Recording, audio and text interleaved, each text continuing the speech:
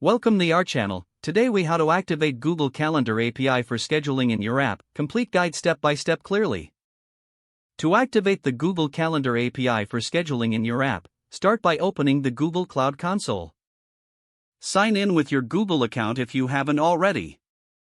Once logged in, click on the Select a Project drop-down at the top of the screen.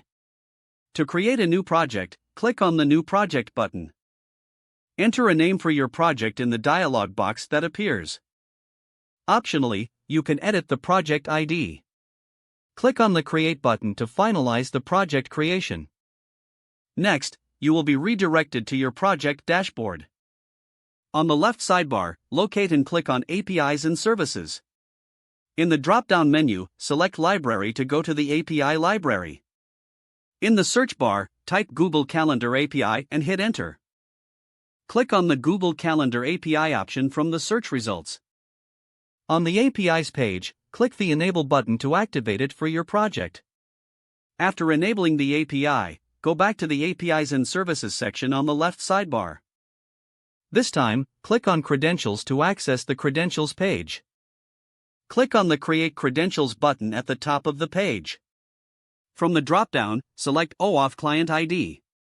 If prompted, configure the consent screen by providing necessary details. Choose the application type based on your app's requirement.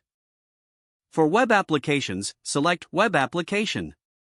Provide a name for the OAuth Client ID. In the Authorized Redirect URIs section, add your redirect URI. Click Create to generate your credentials. Once created, note down the client ID and client secret provided. Go back to the Credentials page to review your newly created credentials. Next, you'll want to set up user authentication in your app. Use the provided client ID and client secret to authenticate users and request scopes. The required scope for the Google Calendar API is typically https://www. Once authenticated, you can start making requests to the Google Calendar API. Test your integration by creating events, retrieving calendars, or updating events.